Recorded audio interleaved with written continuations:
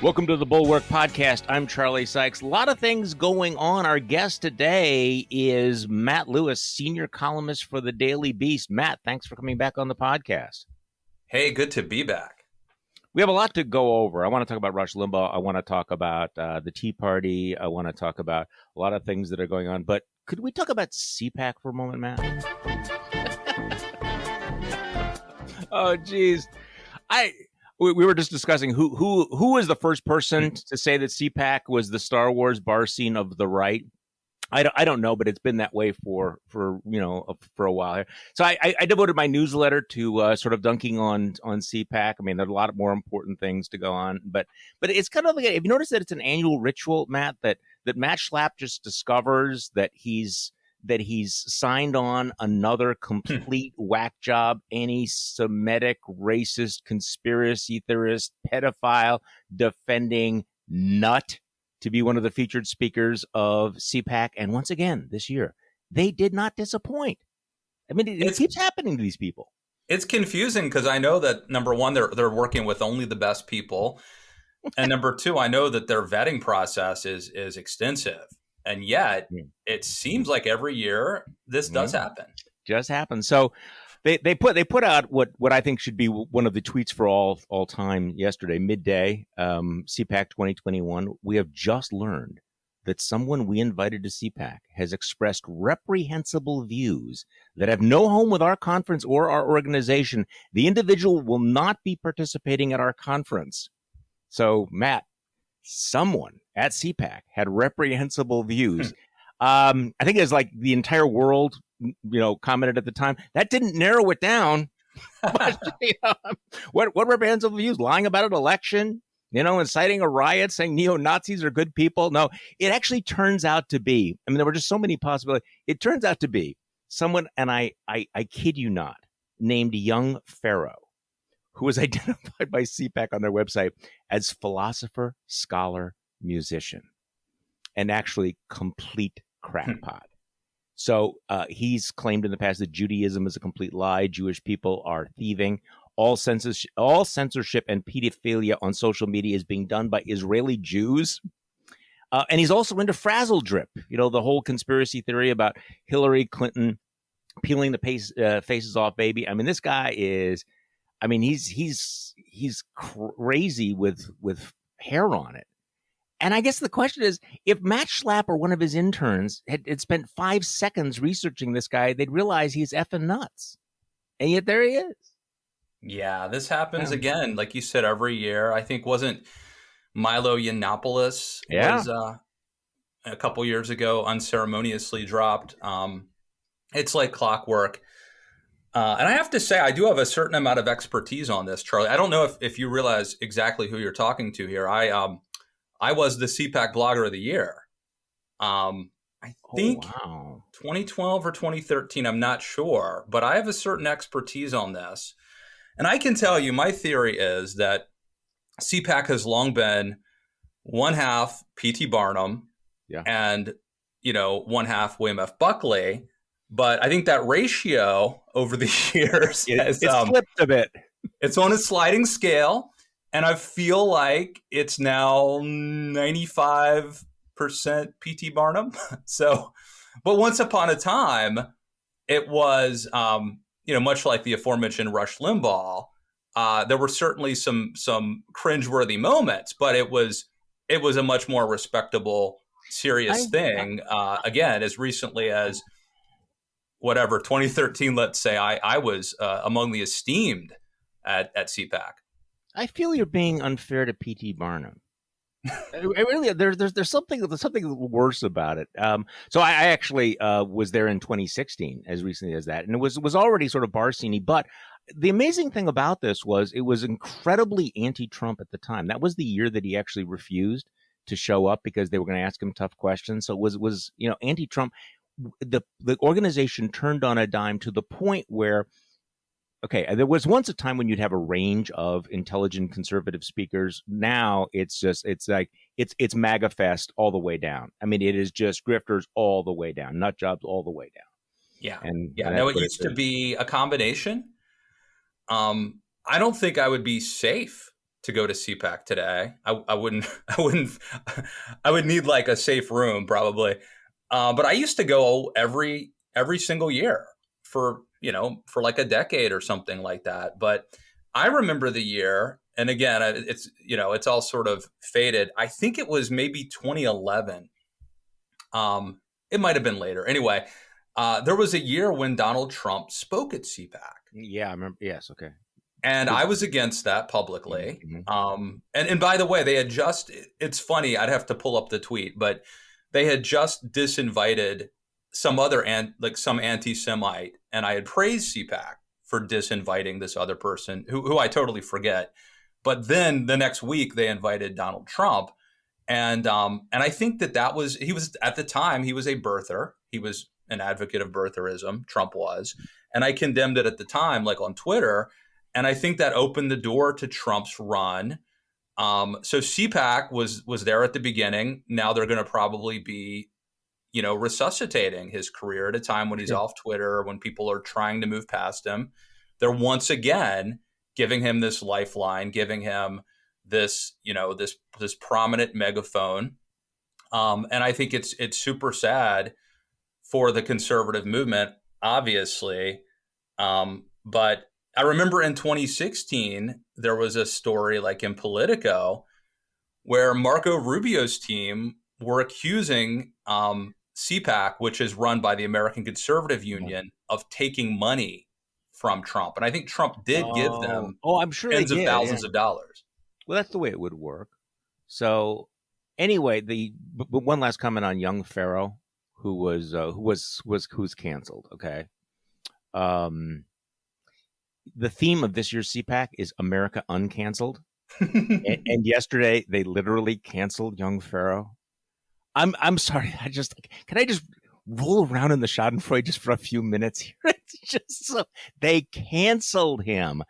It's going to be interesting to see what's the next shoe. There's also a speaker who has called a Sandy Hook shooting a hoax and the parents of the dead children actors. I don't know whether they consider that reprehensible. Okay, so one last thing on Matt Schlapp, who, and I know you and I have these conversations every once in a while. We go, I'm old enough to remember when this person was not a complete shill or a complete serial pathological liar. Matt Schlapp has really, transformed himself into not just a Trump fluffer, but somebody who goes on CNN last night and continues the election lie. I mean, CPAC and Matt Schlapp and Trump are still invested in the big lie. The election was stolen. And he had this exchange with Chris Cuomo last night, where Cuomo is trying to press him, like, do you have any evidence? Do you have any evidence? Do you have any evidence? And this is the way it went. Why ignore it? You're right. They did fail. But guess what? You know this. You're a good lawyer. Just because you fail in court doesn't mean you don't have a good case. It means you lost in court. And the fact remains that you can say it wasn't enough voter fraud. I don't think any voter fraud is acceptable. I actually think we should try to get rid of all of it. You should never be able to vote through the mail in this country without somebody on the other side making sure it was you. John Ralston from Nevada points out that multiple times during that appearance, he said that a smirking Schlapp said twice, actually, that there was no signature verification of mail ballots in Nevada. That is a lie. So, Matt, this investment in lying about the election, they're just not going to let it go, are you? In fact, it's going to be a litmus test for Republicans and conservatives going forward that you have to believe the election was stolen if you want to be viable in the MAGA Republican Party. Oh, yeah, that's totally true. And I think it's, part of the big lie is, repeat it long enough and it becomes a fact. And I think that's kind of what they're hoping for, is an alternate reality where this becomes their truth. Schlapp's an interesting person, of course. He worked for George W. Bush. He met his wife working for George W. Bush. He then worked for Koch Industries. So this is like a smart establishment type person. I've known him for a long time. Whose wife, then goes to work, in Trump's comms department in a very senior position. Schlapp makes a lot of money. In fact, I think he made a lot of money off of people who wanted pardons from Donald Trump, according to reporting. So there's no bottom on the sleeves there. It's a very swampy type situation. And I just wonder, this weekend, for example, all four of the major Sunday morning news shows had Republicans on who were basically spreading the big lie, and that we're not willing to concede that Joe Biden actually won the election. And I just wonder why. Why are mainstream outlets allowing this to happen? Why are they helping elevate this idea? Like, shouldn't it be a disqualifier if you're not willing to say that Joe Biden won the election and is the legitimate president? If you're not willing to say that, I'm not sure you ought to be on mainstream media television. I was going to ask you that question, what you thought about that. I think that's a really difficult situation when you're dealing with, very powerful Republicans, because it is news. There's really no justification for putting Matt Schlapp on to lie about it, because, the viewers, the listeners are not, disadvantaged in a fundamental way by not hearing the views of Matt Schlapp. But it is an interesting question. And what happened last Sunday was one of those moments where you go, okay, are we really actually serving the public when all the shows have somebody on that is lying and they know that they're lying? When I used to have a talk show, I did have this one bright red line. I didn't care if anybody disagreed with me. But if somebody ever came on my show and flat out lied to me, lied to my face, that was it. I just was never going to deal with them again. And maybe that was, narrow-minded or anything, but that does seem like kind of a standard that if you come on our air and you abuse it by just lying to me and to the listeners, you're done, right? Oh, I think that's totally fair. And I mean, this goes to, I have a piece out where I basically say, I think Neera Tanden there ought to be some consequences. And that if we live in a society where there are never consequences for anything, and there are no standards, then that's an incentive to bad behavior.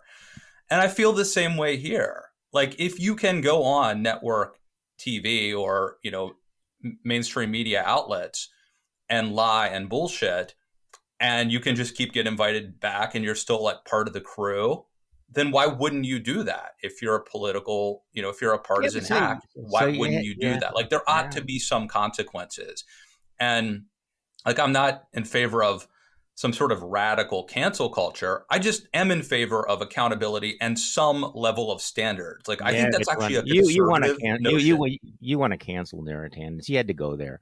You can't throw Neera Tanden into the same category as Matt Schlapp. I have a soft spot for her because I think that she's one of the Democrats who actually understood the importance and the role of Trump skeptical Republicans. And I think that in that Venn diagram of, right and left, people have an overlap. I think she's one of them. So I just think that it is just bullshit hypocrisy for a Republican Party that put up with Donald Trump to say, we're going to disqualify you because of mean tweets. So you have one senator after another that was like, we never read his tweets. Well, tweets, we look at what he does, not what he says on Twitter. Now suddenly it's, hey, we got to take these mean tweets from this woman very, very seriously. There's something about a woman tweeting out mean things that seems to get these old Republican guys, Matt, kind of worked up. It's like, we have to have standards here. I mean, really, this is it. I mean, there's American democracy and civility and everything. If we don't do something about this woman who's writing mean things about us on Twitter. Yeah, no, I think you may well be right. I will say that I'm consistent because I was against it when Trump was doing it too. But a lot of these Republicans, of course, were enabling Trump's mean tweets, but all of a sudden now they're, outraged that there's gambling at Rick's casino. Okay, so before we get it, we have like big heavy duty stuff to deal with here, like Rush Limbaugh. You got a great column about Rush Limbaugh and about the Tea Party, but could we just do a little bit of Ted Cruz stuff first? Because Ted Cruz goes on a podcast. What is it called? Ruthless Podcast, where it's one of these podcasts where I think my understanding of the format, and Jim Swift, you can correct me, our producer Jim Swift, where basically guys come on the podcast and assure one another that they really ought to be even worse assholes than they are. Is that kind of the format? Do I have that right? Yeah, it's Josh Holmes and Comfortably Smug, and Ruthless is a reference to Ruth Bader Ginsburg, and she's no longer around. So and their images of the Supreme Court. So wait, it's named after. So they have a podcast celebrating the fact that Ruth Bader Ginsburg is no longer around. That's why it's ruthless, Charlie. Okay, I'm really glad I asked this question, Jim. Thank you. That is value added. Okay, so Matt, then how appropriate is it that Ted Cruz goes on this podcast to talk about what happened with the Cancun thing, and including the fascinating little episode where his quote unquote friends and or neighbors leaked his wife's text messages inviting them all to the sun, fun, surf, and turf of Cancun. Somebody leaked that to the New York Times, and Ted Cruz has some thoughts about that. Let's just play Ted Cruz on Ruthless. Yeah, I will say Heidi's pretty pissed at that. She actually was over to a neighbor's house yesterday, sort of walking through. So she texted several of our neighbors. Now, look, our neighbors, we've got a number of Republicans who are neighbors, but we also have a number of Democrats. Right. And so, we had folks on our street who put up Beto signs, which I thought was a little rude. But I didn't hold a victory party in their front yards when we won. So, look, obviously it's a sign of how ridiculously politicized and nasty and just, here's a suggestion. Just don't be assholes. Yeah, just, treat each other as human beings, have some degree, some modicum of respect. Heidi and I have lots of friends who are Democrats and we'll. Okay. So Ted Cruz, maybe people ought to be assholes. So Matt, bear with me for a moment. Can we work with me through this? That it is just possible that Ted Cruz is not overburdened with self-awareness. The biggest asshole in the Senate goes, maybe people shouldn't be such assholes. I mean, really, where'd you go with this stuff? Yeah, well, I mean, I get what he's saying in a sense, right? I mean, it has to be. If you weren't Ted Cruz, it has to be really unnerving when people that you think are confidants sell you out to the media. But of course, Ted Cruz has done all sorts of horrible things to invite this sort of response. So I'm not going to be too sympathetic for Ted Cruz's plight, but it does have to be disconcerting and unnerving to know that people and you don't know who they are, right? You have no idea who the moles are. No. And so I get where he's coming from, but people in glass houses shouldn't throw stones. Well, yeah, that's true. Now, speaking of which, and you as the author of Too Dumb to Fail, the reaction by Texas Republicans to this, massive energy foobar is really quite extraordinary. I mean, there's a lot of reasons. We don't have time to go into all of it. Texas seceded from the national grid, which is sort of ironic. They also have a completely unregulated energy system. They never weatherized much of their infrastructure, which caused much of it to freeze, including natural gas. But there seems to be this desire, at least when they're talking to the national media, to blame this on the Green New Deal or somehow. And Ted Cruz has gotten around to that as well. This is Ted Cruz on, I don't know, one of the shows last night. We just came off of a very difficult week where the grid failed 4 million Texans. And so we need to have a serious examination about why that was, why the grid came short. But one of the major elements of that is actually the policy that Schumer is pushing for the whole country, which is the Green New Deal. You look at Texas right now, about 25% of our electricity capacity is wind. And yet, in the middle of this storm, that capacity dropped all the way down to 2%. You want to talk about reliability. The reality was in the cold, the wind turbines froze, and the power generation wasn't there. That needs to be. So, Matt, it is interesting. I don't think that Chuck Schumer makes energy policy right now for Texas. Yeah, it's just so frustrating, right? Because if you don't examine yourself, which Ted Cruz doesn't do, and if when disaster strikes your state, rather than being introspective and figuring out what you did wrong, and by the way, last time I checked, Texas has despite what Donald Trump Jr. may think, Texas has like a Republican governor and 2 Republican senators, and it's a pretty red state still, although it's trending purple. If you're not willing to be introspective and deal with what you actually did wrong and what you could do to improve, if instead your move is to blame outsiders, then you're never going to heal. You're never going to fix the problems. And so that's a real problem. It's a cycle. And I think it's actually indicative of a lot of what the problem is in today's Republican Party, and Ted Cruz is part of that. No, he is. And, and part of this, and I don't want to spend too much time on Texas. I am been one of those conservatives that think that one of the things that conservatives have done well is to point out unnecessary regulations. But there comes a point where you have to ask which regulations are bad and which regulations aren't. Saying we want to slash regulations is like saying we want to slash laws, or there's just too many notes in that symphony. Well, some regulations are probably good that protect the health and safety of the community, and perhaps some of the deregulation in Texas was not such a great job. Okay, so you and I both waded into the whole question of the legacy of Rush Limbaugh last week. Now, I've said this several times, and I'm sorry to repeat it for listeners of the podcast, but I'm sure you experience the same thing. It's difficult to do that in the wake of the death of anyone.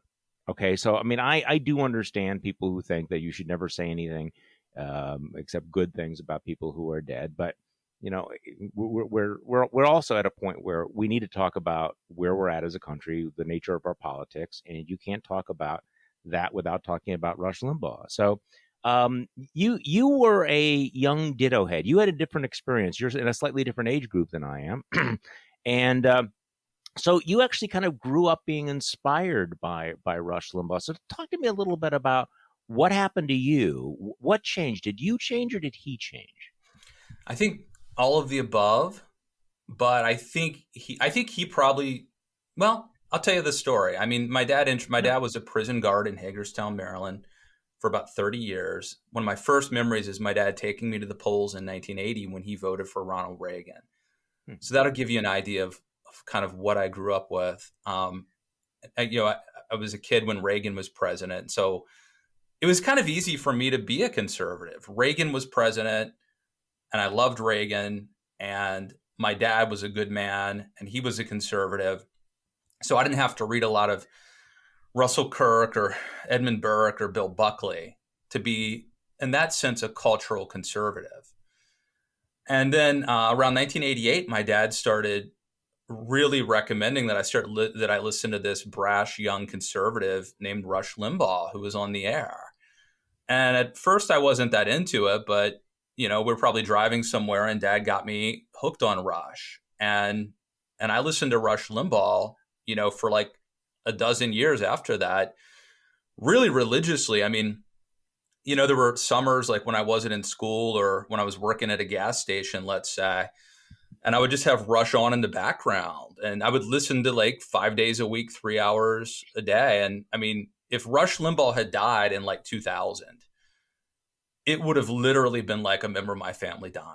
The intimacy of radio and I was kind of lonely at some points, and just having him there every day really, really meant a lot to me and shaped my politics. And I really outsourced not just a lot of my opinions, but my facts about the news to Rush. And it wasn't until I actually started working in the conservative movement where I started noticing that, in fact, there was one occasion where I was actually at an event that Rush later talked about on his show. And I noticed like some of the way he described it or framed it for his, millions of listeners actually wasn't quite right. It didn't comport with what I had personally witnessed. And I started noticing that happening, and it made me think like how much of this has been happening for the last, 15 or 20 years I've been listening to him. Like how much of what I assumed he was, because I thought like Rush is smarter than me, Rush is, better connected than I am. And then over time, the scales sort of fell from my eyes. I started listening to him a little more skeptically, but I also think Rush Limbaugh really changed as well. I think that that Rush, when he was, when I started listening to Rush Limbaugh, he was like 38 years old, living in, New York City. And he was like very tech savvy and irreverent, fun. And I do think over time, he changed. He got, as we all get older, he got older, but I think he also got more cynical and jaded, and I'm sure more addicted as well. This is interesting because last night I actually was listening to a podcast discussion of Russ Limbaugh, and they were playing some of his very early 1990s stuff, and it sort of brought back those memories that he was, high energy and funny and clever, and he really went out of his way though to make, I thought, interesting points. He wasn't lazy.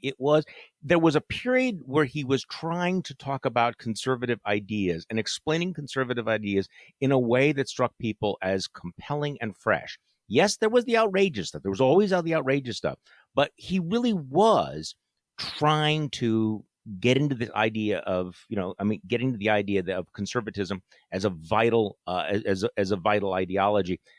But that did fade because ultimately, and I got a lot of flack for saying this last week, but ultimately he was not that interested in ideas.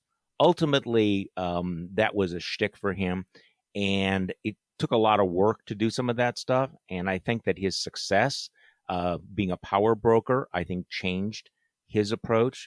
He went through some personal things, including the deafness, which, by the way, as somebody who did talk radio, to imagine doing a daily 3-hour show when you can't hear is, for all the critical things I say about him, that's still remarkable. But I do think that there was that cynicism that came in, and as I think he was in a competitive environment, he went from being a thought leader to being a thought follower.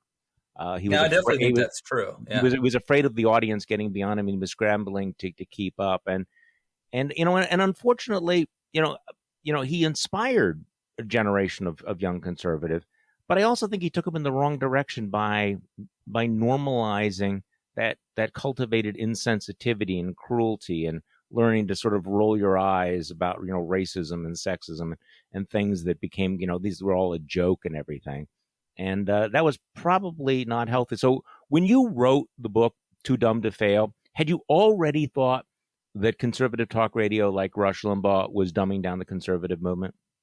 Oh, yeah, definitely. And part of it was that, when Rush Limbaugh started, not only was he more winsome, but he was the only game in town.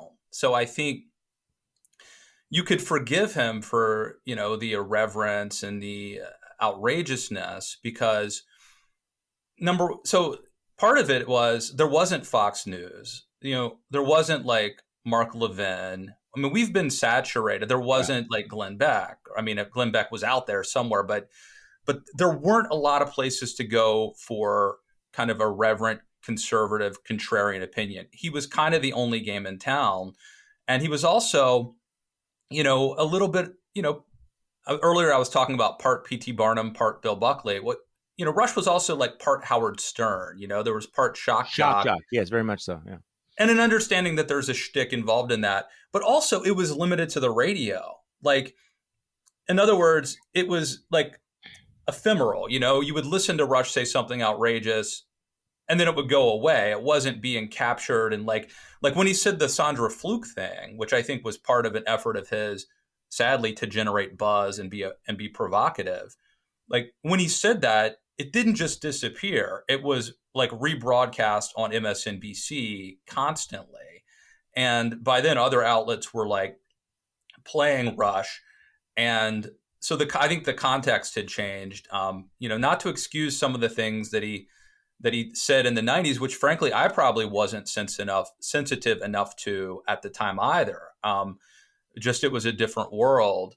But he was different. And I think he became a much darker, in the 80s or in the late 80s, early 90s, he was still sort of living off the borrowed capital of Ronald Reagan. And Reagan had this sunny optimism. But I think over time, Rush became darker. And in 2015, Charlie, I wrote a piece at the Daily Beast begging Rush Limbaugh to, quote, smother Donald Trump. And I reasoned that. Yeah. Mm-hmm. I reasoned that, like, I'm not sure if anybody at that point could have stopped Donald Trump, but if there was one person in America who might be able to, it would have been Rush. And of course, Rush didn't do what I pleaded for him to do. He went with his followers, with his listeners, instead of being a leader. Yeah, the one thing I do remember that piece and thinking that there was a moment of maximum vulnerability of the Trump campaign when it was still on takeoff, where if Rush Limbaugh had said, this is wrong, this is the wrong way to go, I think things might have been different. We don't know, because, maybe same thing would have happened to him that happened to people like me, which was that the audience was already off on that direction and they were going to go no matter what. But he did not do that. And I remember in 2015 when he switched from Walker to Limbaugh, it was a very significant moment. And I think, but also I think that it's not just that he supported Trump, is that he'd softened the ground for Trump, that he had prepared the way for him in a way that maybe was irreversible by then. I just don't know.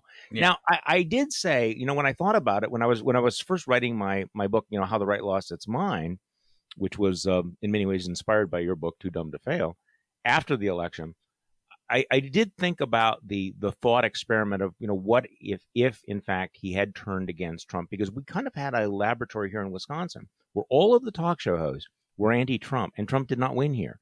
That, what would have happened if he had not had the air cover of talk radio to rationalize his lies or his behavior going along? We just don't know.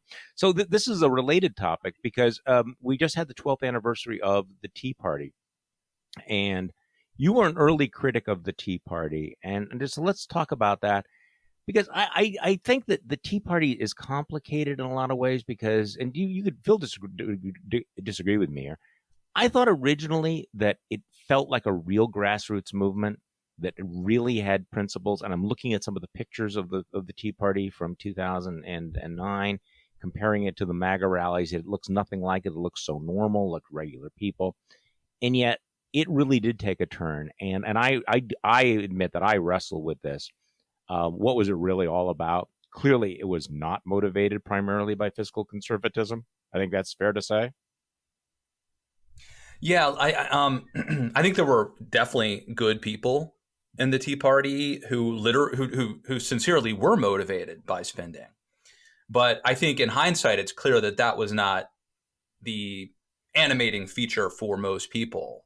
And I can tell you that, so in my book, Too Dumb to Fail, I talk about speaking at this conservative event where I was mildly critical of the Tea Party and like 2010, and the audience, I lost the audience at that event. And there was a leader of the conservative movement who was fairly prominent, who was there, who sucked up to the Tea Party. And later, this person's staffer told me, like, he actually agreed with you, but he couldn't say, he didn't want to say so. And I think that's indicative of the Rush Limbaugh problem, where our adults, the so-called adults who ought to be policing the right, would rather maintain their position by pandering to the masses and the mob. So again, I am somewhat sympathetic. I mean, unlike some of the Republicans today, I've actually criticized Trump for spending. So I'm a fiscal conservative. I understand that part of it, but I don't think it was the primary motivation for why the Tea Party started, really. And if it ever was, it quickly was replaced by other things. It was. And there was something about the Tea Party from day one that really bothered me. And it had to do with the populism and the identity politics and the victimhood and even the cosplay, I mean, they weren't wearing Viking helmets yet, but they were wearing those weird tri-corner hats. And I don't know. I think that's bizarre. Like, honestly, I became a conservative partly because I didn't want to go to rallies and protests. And you didn't become a conservative because you could dress up in cool colonial outfits? Really? No, actually, I didn't. I thought that was part of the deal. You got invited to all the cool parties and you got to wear cool stuff.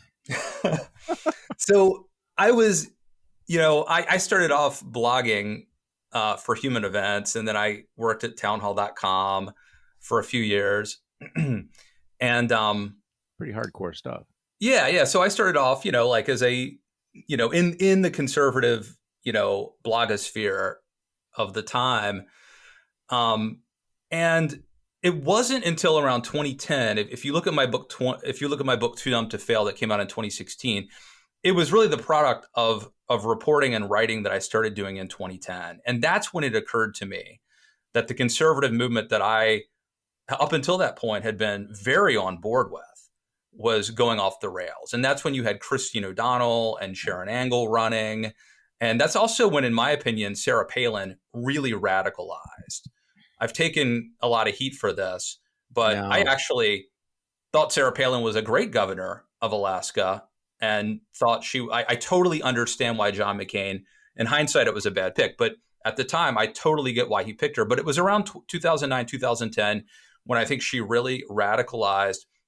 And you had Andrew Breitbart, whom I personally liked, but I think he was, pushing this, war politics as war meme, and sort of replicating or trying to ape the Saul Alinsky ethos.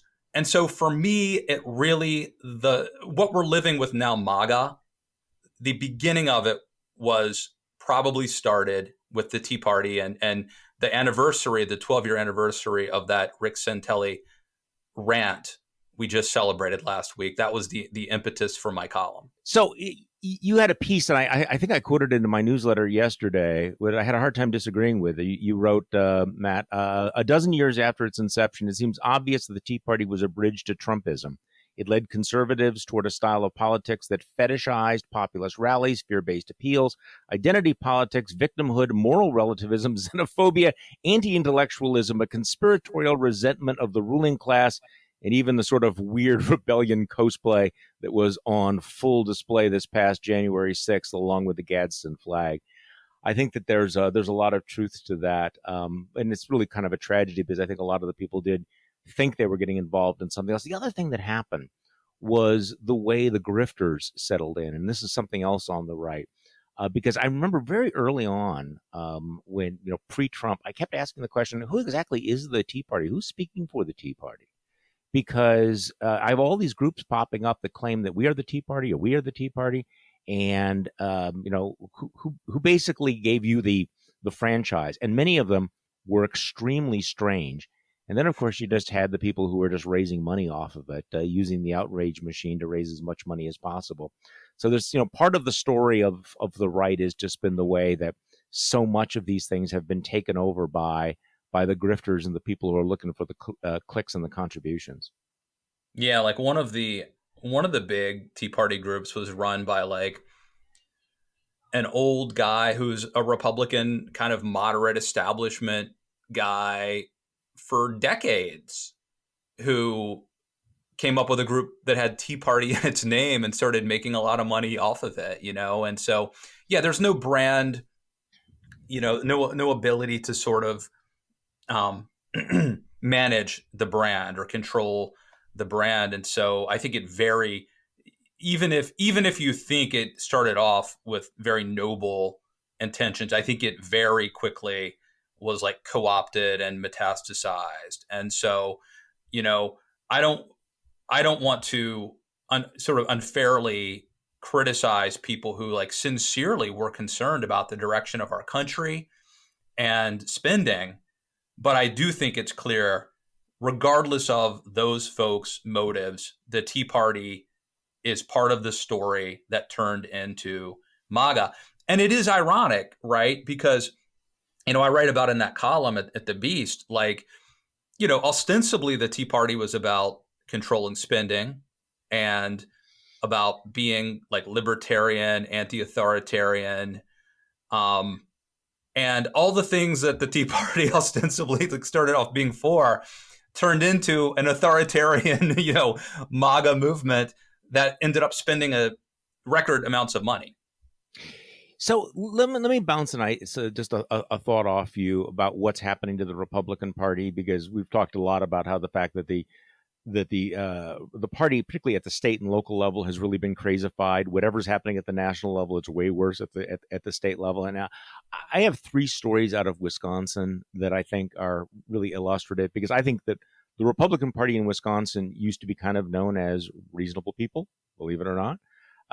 Very, very successful in flipping the state, reform-minded. This was the state of, Paul Ryan, and Reince Priebus at one time was the leader of the of the party. So in crucial Waukesha County, which is the heartbeat of the Republican Party here in Wisconsin, they actually had a movie night the other night, and they showed My Pillow Guy's movie. They had all these people show. This is an official event. Mike Lindell's absolutely batshit crazy movie. That's number one. Up in the northern part of the state, Oconto County, a couple of Republican activists submitted a resolution to the party to condemn violence of all kind. Very, very reasonable, sort of, that we stand against violence, against, It was actually voted down by the attendees, about 55 to 45%, because it was perceived to be potentially critical of Trump. And then I got an email from a guy from Waukesha County who describes how he wanted to be a Republican activist. He said, that he was active in the Waukesha County Republican Party during the 2012 cycle when he was in high school, then he went to college, then moved back here in 2017. He wanted to stay active because he believed in Republican politics, wanted to support people like Scott Walker. And he says, I can remember as far back as 2018, though, he started showing up at the meetings and they were talking about QAnon. They were already talking about sealed indictments, Hillary's arrest and execution. And let me just read this paragraph from this email I got. The real doozy was when I unfortunately found myself sitting through a presentation of all of the quote-unquote research behind these theories after a social event. At least 100 slides of memes and unflattering pictures of Democrats and celebrities. I sat and watched as people that I thought were rational, other grassroots Republican activists, and even the former county GOP chairman got sucked into these theories in a matter of minutes. It was insane. Literally like sitting through a cult recruitment. And this was 2018. This is the base. So, Matt, this is what I would advise. We keep asking, why are these local parties becoming crazier? I mean, it really is self-selection, isn't it? Because the normal people are being driven out. If you are a normal person and you show up at a local Republican meeting in Arizona or in Georgia or in Wisconsin, you're going to look around and go, these people are nuts. This is not a club I want to be a member of. Yes, and then it becomes self-selecting. And it just spirals. And, you'll hear about this in sports occasionally, right? A football team has a culture problem, too many negative attitudes or something. And so the coach goes in and you might get rid of talented players because they're bad in the clubhouse or bad on the bench. Well, we can't really, it's harder to do that. And there's nobody has the authority really to police this. And so I do think, it's a problem at the micro level. It's a problem where an individual local Republican Party, the good people, what is it like? Bad money chases out good money, exactly. Or whatever. Perfect image. Yes, exactly.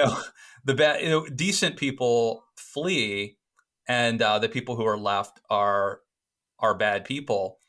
And that's certainly happening at the micro level. I think it's a product of something that happened also at the macro level. I think that Democrats made a conscious decision that they were going to focus on